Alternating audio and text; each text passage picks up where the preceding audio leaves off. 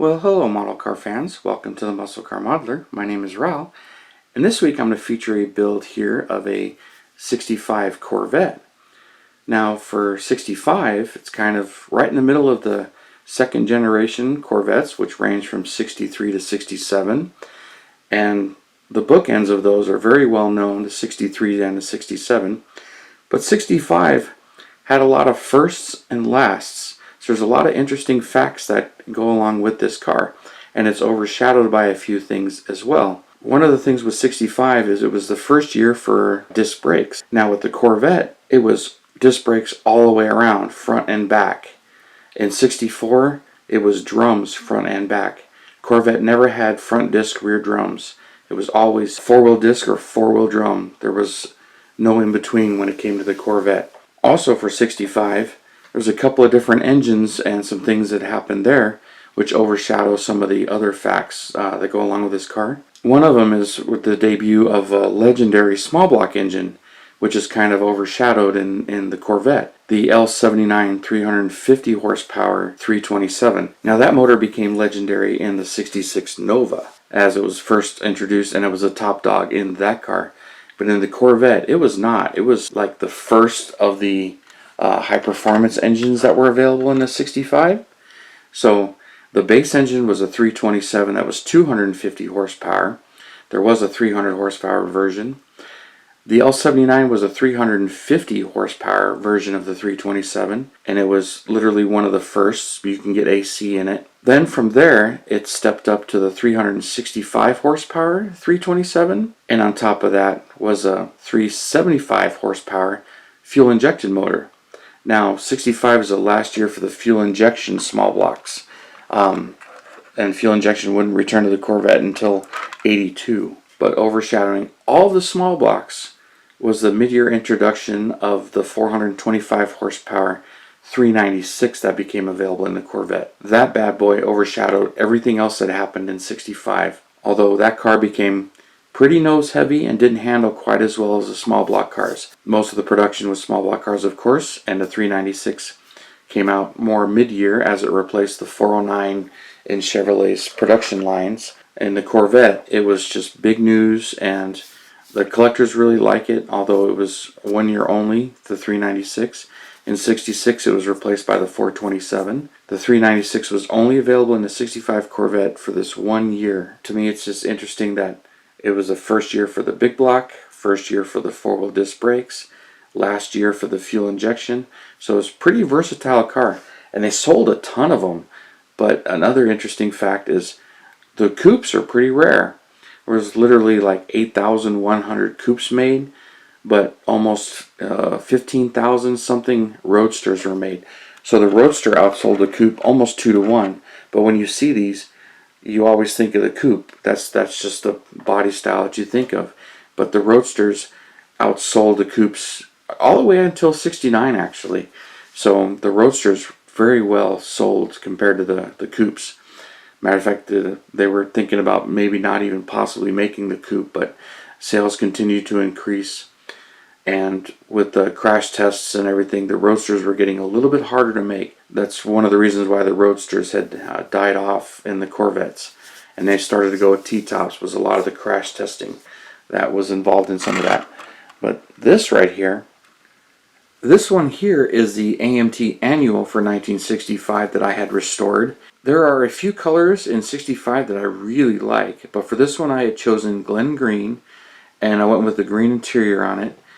And AMT also gives you the fuel injection engine, and it has the cast-in emblem right here on the fender for the fuel injection. But I had picked up one that was a restorer, and it came with two hoods. It came with the hood that had the hole cut open in it, which I believe comes in the kit, and the big blower sticking out of it. And the person I bought this from, it also came with the flat hood that was still available. But I didn't have the stock wheels, and I didn't have the stock engine, but I had all the body and everything to make it stock.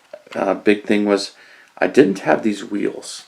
I had to dig those up, but at the time Model Haus was available and they had provided their replacements, so I had ordered up a set of those, and I had done a number of these actually, collected a bunch of these to restore. And that's part of my enjoyment with these is I like to find the vintage kits that are restorable, and part of the thing is collecting all the parts I need to restore them and build them.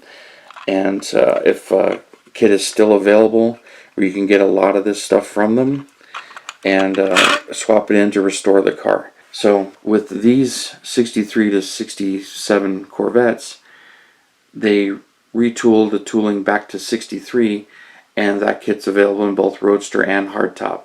So they're great kits to get all the donor parts, which that 63, I'll throw one of the box arts up, or a couple of the box arts up. A lot of them have both the big block and the small block in the kit, and they're great parts kits because they come with a ton of the parts. But when it comes to the year specific stuff like the body, the interior, the hood, a lot of that stuff, you got to get it from the original kit. And Model Haas sold some of this stuff, so getting some of this stuff was pretty easy.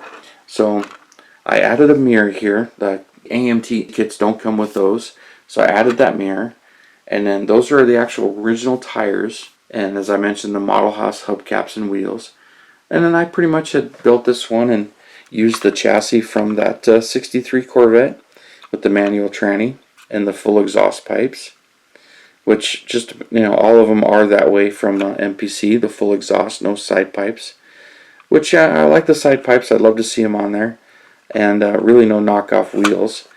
And here's the hood, which the hood on this is somewhat hard to open.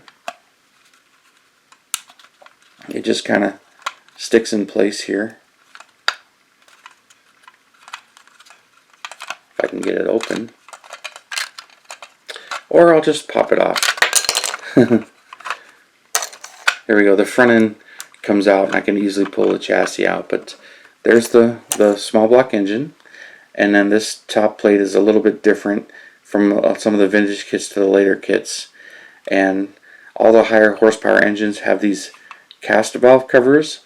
Only the base model had the stamped steel covers. So it's kind of cool that they give you the cast valve covers and you get the fuel injection, which all the fuel injections would have the cast valve covers for pretty much all the years. But 65 being the last year, and this one having the emblems on it, I'm like, I have to do the fuel injection. And there wasn't just one version of the fuel injection, there was a couple of different horsepower versions. And it was mostly the cam swapping around between the cars, basically. And that's one of the things that makes the L79 kind of legendary, is it's high horsepower, but it's low maintenance because it is a hydraulic lifter engine. It's not a solid lifter. Doesn't require all the maintenance that the solid lifter engines do. Boy, this is a tight fitting hood. There we go, got the hood back in place. But flat hood, nothing there, no emblem here. The emblem was only a 66, so if you see the Corvette emblem on the hood, that's a 1 year only, and that's 66. But and then I did this one with a full-on green interior and tried to detail it out in the gauges as well as you could. It's kind of hard to see in there.